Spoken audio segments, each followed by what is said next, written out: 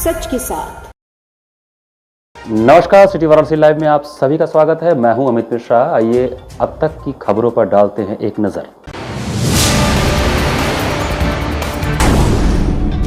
पूरी अकीदत से मनाया गया कुर्बानी का त्यौहार ईद उल अजहा। मुल्क की तरक्की व अमन चैन के लिए की गई दुआ। कंचनपुर स्थित रेलवे कॉलोनी में निर्माणाधीन पोखरे में डूबने से 13 वर्षीय शांतनु की मौत। निजामुराद क्षेत्र के डंगहरिया गांव में अपना दल एस की संपन्न हुई बैठक। संगठन की मजबूती पर किया गया फोकस। और ग्रामीणों की शिकायत पर टिकरी स्थित छितौनी कोट व मुड़ादेव पंप कैनाल का रोहनिया विधायक ने किया निरीक्षण। और अब समाचार विस्तार से। कुर्बानी का त्यौहार ईद उल अजहा काशी में पूरी अकीदत के साथ मनाया गया। कुर्बानी का त्यौहार ईद उल अजहा बकरीद रविवार को काशी में पूरी अकीदत से मनाया गया। इस मौके पर वाराणसी के मस्जिदों और ईदगाहों में पूरी अकीदत के साथ नमाज अदा की गई। नमाजियों ने खुदा की बारगाह में मुल्क की तरक्की, अमन चैन के साथ बरकत और खुशहाली के लिए दुआ की। फिर एक दूसरे के गले मिल एक दूसरे को मुबारकबाद दी। बकरीद की नमाज सुबह 6 बजे से शुरू हो गई थी। नमाजियों की सबसे ज़्यादा भीड़ दरगाह फातिमा लल्लापुरा और सदर इमामबाड़ा लाटसरैया में नजर आई। काशी विद्यापीठ, लाटसरैया, नवेसर, धरहरा के अलावा शहर से देहात तक की मस्जिदों में सुबह तय समय से पहले ही नमाजियों का भीड़ लगना शुरू हो गया था। इस दौरान सुरक्षा के मुकम्मल इंतजाम थे। हालांकि एहतियातन प्रमुख मस्जिदों में नमाज के मद्देनज़र अतिरिक्त सुरक्षा बलों की तैनाती भी की गई थी। आपको बता दें कि यह मौका कोरोना काल के बाद 2 साल बाद आया है, जब मस्जिदें और ईदगाह गुलजार हुए। बता दें कि इससे पहले लगातार 2 साल कोरोना महामारी के कारण मुस्लिम बंधुओं ने अपने घरों में ही बकरीद की नमाज अदा की थी। इस बार कड़ी सुरक्षा व्यवस्था के बीच मुस्लिम भाई सुबह सुबह घरों से सज धज कर निकले। हालांकि नमाज के दौरान शासन प्रशासन के दिशा निर्देशों का पूरा ख्याल रखा गया। नमाज अदा करने के साथ ही शहर से लेकर गाँवों तक कुर्बानी का दौर शुरू हो गया था।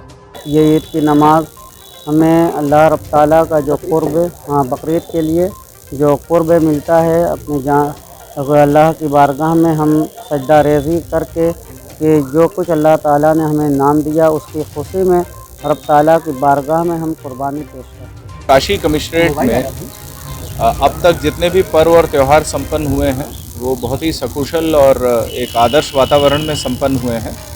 आज हमारे मुस्लिम समाज के लोगों का एक प्रमुख त्यौहार ईद उल अजहा है, जिसमें शहर के प्रमुख ईदगाहों में, मस्जिदों में नमाज अभी तक जो है सकुशल अता की जा रही है।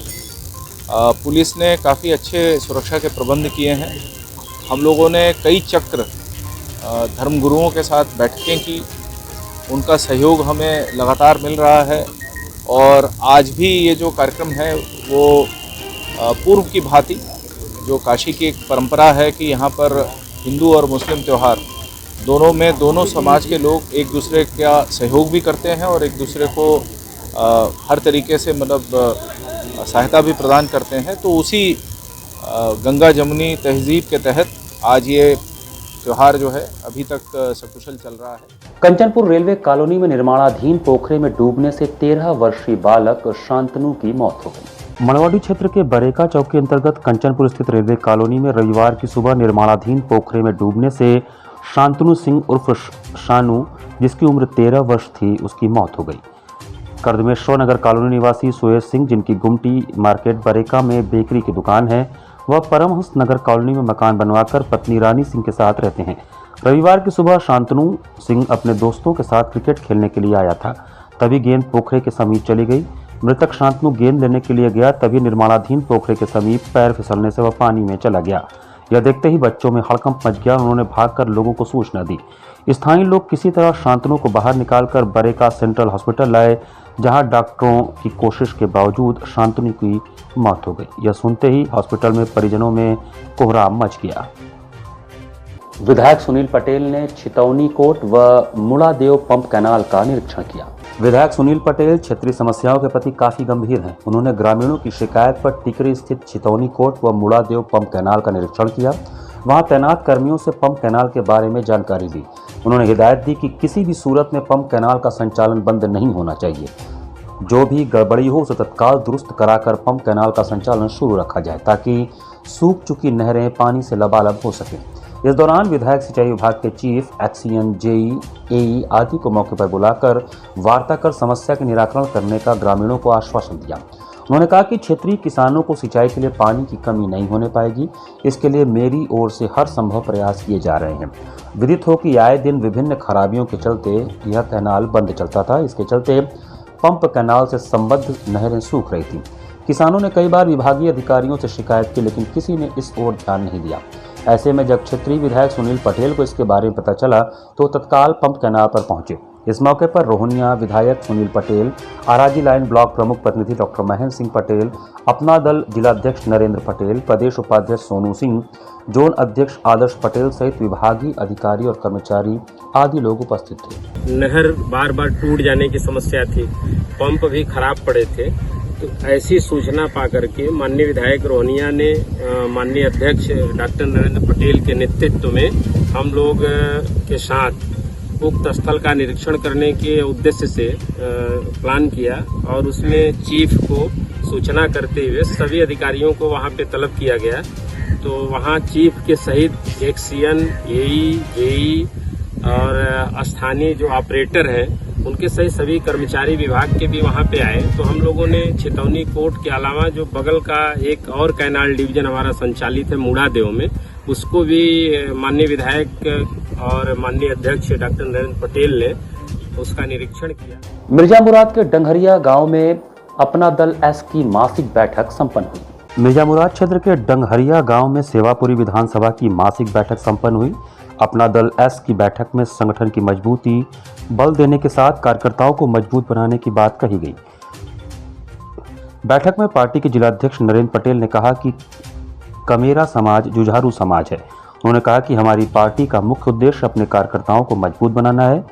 उन्होंने आगे कहा कि आम आदमी की ज़्यादातर समस्याएं थाने और चौकी की होती हैं, जिसके लिए उसे नेताओं के पीछे दौड़ना पड़ता है। इसलिए ज़्यादा से ज़्यादा लोगों को पार्टी से जोड़ें और संगठन का नाम बताकर बात करेंगे तो फिर किसी की हिम्मत नहीं जो उनका शोषण कर सके और उनकी बात सुनी न जाए। बैठक की अध्यक्षता कर रहे जिला पंचायत सदस्य प्रतिनिधि सियाराम पटेल ने बताया कि अपना दल एस पार्टी का गठन सोनेलाल ने किया था। इस पार्टी के बने हुए लगभग 27 वर्ष हो चुके हैं। वर्तमान में हमारी पार्टी भाजपा और सपा के बाद प्रदेश में तीसरे नंबर की पार्टी है।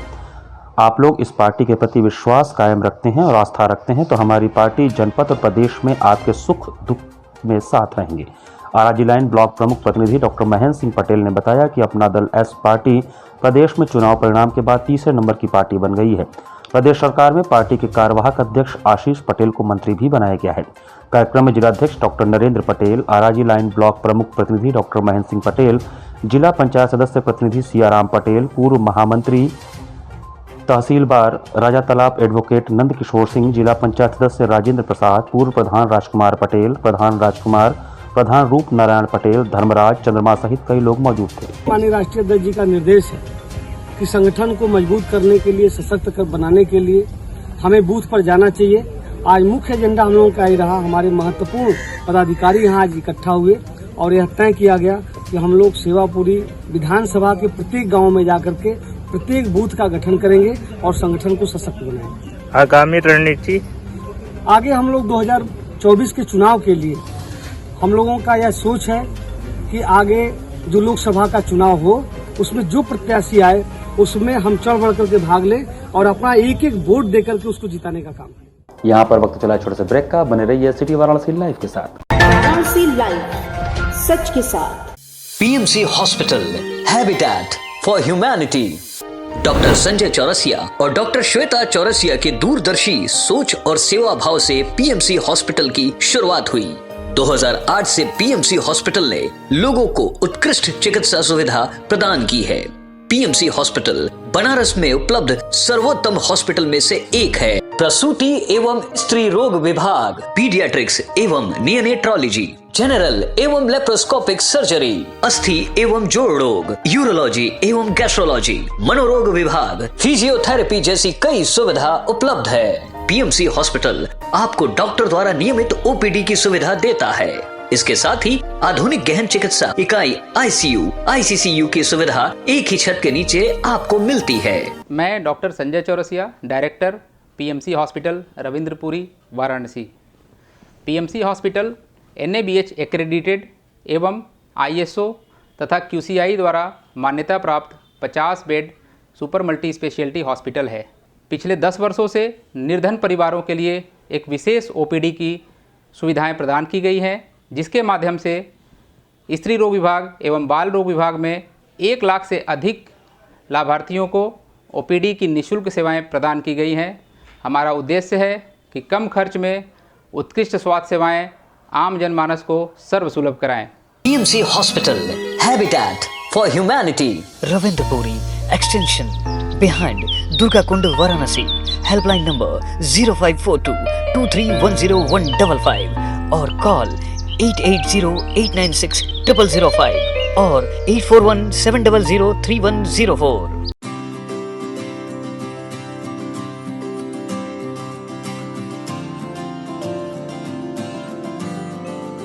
We know how to shine, we know how to rise. We are nurtured with the best, having fun and some rest. We are learning today, we will lead tomorrow. We are choosing our way, we're learning and play. We are creative, that is our motive. We are RS World School. We are creative, that is our motive. We are RS World School, RS World School. We just don't believe in learning, we believe in creative learning. We are RS World School. Learn today, lead tomorrow. Corona virus ने देश में एक बार फिर से रफ्तार पकड़ ली है। ऐसे में जरूरी है कि सभी लोग पूरी एहतियात बरतें। घर से बाहर निकलते समय मास्क का सदैव प्रयोग करें। समय समय पर हाथों को सैनिटाइजर से सैनिटाइज करें। ज्यादा भीड़ भाड़ वाली जगहों में जाने से बचें। 2 गज की दूरी का पालन करें। स्वस्थ रहें, सुरक्षित रहें। जनहित में जारी वाराणसी लाइव। वाराणसी लाइव, सच के साथ। ब्रेक के बाद आपका स्वागत है। बाबा नागनाथ की 8वीं पुण्यतिथि पर मां गंगा का पूजन अर्चन कर दुग्धाभिषेक किया गया। बाबा नागनाथ जी की 8वीं पुण्यतिथि पर अवधूत बाबा नागनाथ परमार्थ गंगा सेवा संस्था द्वारा राजेंद्र प्रसाद घाट पर मां गंगा का पूजन अर्चन कर उनका दुग्धाभिषेक किया गया। इस अवसर पर अवधूत बाबा नागनाथ परमार्थ गंगा सेवा संस्था के सचिव राहुल मिश्र ने कहा कि बाबा की 8वीं पुण्यतिथि पर हम लोगों को यही संदेश देना चाहते हैं कि मां गंगा को स्वच्छ रखने की जिम्मेदारी हम सभी की है। उन्होंने कहा कि बाबा जी ने जितना संघर्ष किया हम सभी को उनसे सीखना चाहिए। साथ ही साथ हम सभी काशीवासियों का यह कर्तव्य है कि हम मां गंगा की साफ सफाई बनाए रखें, उनकी स्वच्छता का विशेष ध्यान दें। उन्होंने कहा कि हमारी संस्था द्वारा हमेशा गंगा के निर्मलीकरण का काम किया जाता है। मैं काशीवासियों से अपील करता हूं कि वो भी समय निकालकर हफ्ते में 1 दिन ही मां गंगा की साफ सफाई करें। आज बाबा नागनाथ जी की 8वीं पुण्यतिथि पर हम सभी ने मां गंगा का पूजन अर्चन व दुग्धाभिषेक किया है ब्राह्मणों के द्वारा जी। और अपनी संस्था के माध्यम से हम लोगों ने असहाय जो लोग हैं उनको आज फल वितरण का भी कार्यक्रम का आयोजन हुआ है। संदेश देना चाह रहे हैं? संदेश यही हम देना चाहते हैं कि गंगा के निर्मलीकरण की जिम्मेदारी हम सभी काशीवासी की है। हम सभी को हफ्ते में 1 दिन समय निकालकर मां गंगा का साफ़ सफाई जरूर करना चाहिए। जितना जिसके हिस्से का हो सबको करना चाहिए। बाबा जी अकेले ये कार्य करते करते आज वो लोकवासी हो गए, लेकिन ये जिम्मेदारी हम सभी पर, हम सभी काशीवासियों पर छोड़ के गए हैं। ये हमारी सबकी जिम्मेदारी है, तो हम सभी को ये कार्य करना चाहिए। नगर के कई स्थानों में सीवर का पानी सड़कों पर बह रहा है, जिससे आवागमन में भारी कठिनाइयों का सामना करना पड़ रहा है। पद्मश्री चौराहे के नजदीक हरिजन बस्ती में सीवर का पानी सड़क पर बह रहा है, जिससे स्थानीय निवासियों को परेशानी का सामना करना पड़ रहा है। महत्वपूर्ण तथ्य यह है कि यह बस्ती रविंद्रपुरी पॉश कॉलोनी के ठीक बगल में है और लंका जाने के रास्ते में है। इसी रास्ते से बड़ी संख्या में लोग लंका, BHU आदि इलाकों में जाते हैं। यही हाल कमक्षा पर बटुक भैरव जाने वाले रास्ते का है। यहाँ भी सीवर का पानी सड़क पर बह रहा है। इससे श्रद्धालुओं को भारी परेशानी का सामना करना पड़ रहा है। एक हफ्ते से बाबा बटुक भैरव के बाद सीवर की समस्या चल रही है। लोगों को आने जाने बड़ी परेशानियाँ हो रही है, यहाँ बड़ी दिक्कत हो रही है। प्रशासन की ओर से जब यहाँ लोग आते हैं बस सफाई कर चल जा रहे हैं, गंदगी हट नहीं रही, सफाई नहीं हो रही है। लोगों को आज इतवार का रविवार दिन है, 5 मिनट पहले यहाँ लोग सफाई कर गए हैं। लोगों को परेशानी आने में, मंदिर के परिसर में बहुत दिक्कत हो रही है। इसके खिलाफ प्रशासन को, नगर निगम को सख्त से सख्त आदेश होना चाहिए, गंदगी न रहे, प्रशासन तो कार्रवाई करेंगे। 12 से 15 जुलाई तक HGH इंडिया 2022 का आयोजन ग्रेटर नोएडा के इंडिया एक्सपो सेंटर में होगा। ग्रेटर नोएडा के इंडिया एक्सपो सेंटर में 12 से 15 जुलाई तक HGH इंडिया 2022 का आयोजन होगा। इसमें संघ के प्रतिनिधियों के साथ वाराणसी के कई निर्यातक उद्यमी भाग लेंगे। यह जानकारी पूर्वांचल निर्यातक संघ के अध्यक्ष अमिताभ ने नदेसर स्थित होटल में शनिवार को प्रेस वार्ता में दिया। यह आयोजन अक्टूबर में होगा। संघ के सचिव अनिल अग्रवाल और कोषाध्यक्ष राज दुआ ने बताया कि संघ वस्त्र मंत्रालय से हिंदटेक्स का आयोजन करता है। इस वर्ष इसे हिंदटेक्स होम फेयर के रूप में आयोजित किया जाएगा। बड़ा लालपुर TFC में अंतर्राष्ट्रीय फैशन शो के आयोजन की स्वीकृति भी मिली है। उपाध्यक्ष विवेक बरनवाल एवं सैयद हसन ने कहा कि प्रधानमंत्री नरेंद्र मोदी के मंत्र लुक ग्लोबल एक्ट लोकल का अनुसरण करते हुए संघ ने अंतर्राष्ट्रीय प्रदर्शनियों गोष्ठियों में भाग लेने की योजना बनाई है। हम लोगों को HGH फेयर में स्टॉल मिल रहे हैं, जो भारत सरकार ने पूर्वांचल को प्रमोट करने के लिए, निर्यात को बढ़ावा देने के लिए HGH जो भारत का सबसे एस्टेब्लिश्ड फर्निशिंग फेयर में से एक है, उसमें हम लोगों को जगह दिया है और हम लोग यहाँ का हमारा एक डेलीगेशन जा रहा है, उस चीज़ों को डिस्प्ले करेंगे। और 12 से 15 जुलाई ये फेयर आयोजित हो रहा है ग्रेटर नोएडा।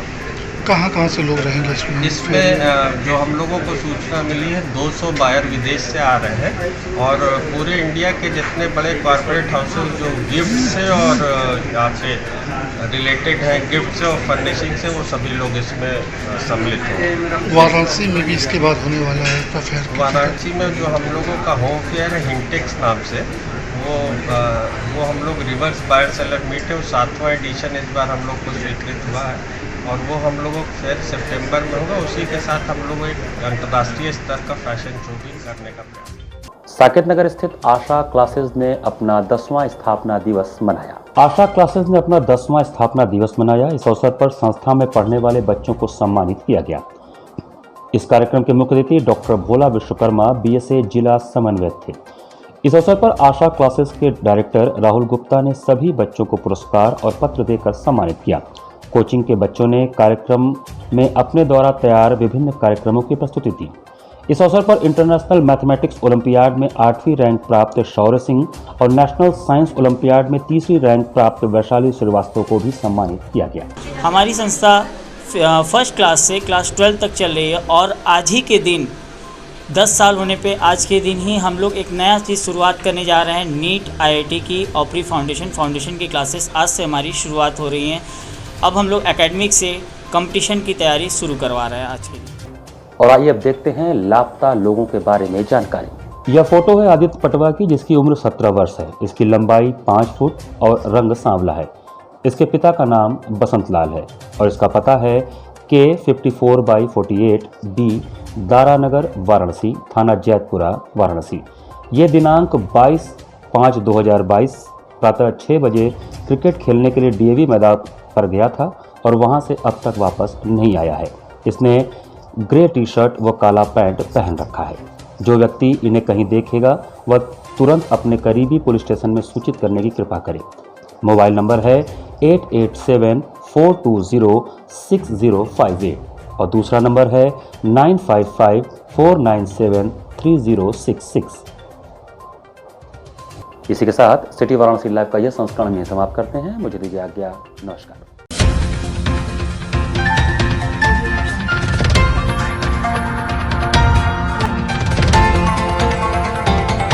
वाराणसी लाइव, सच के साथ।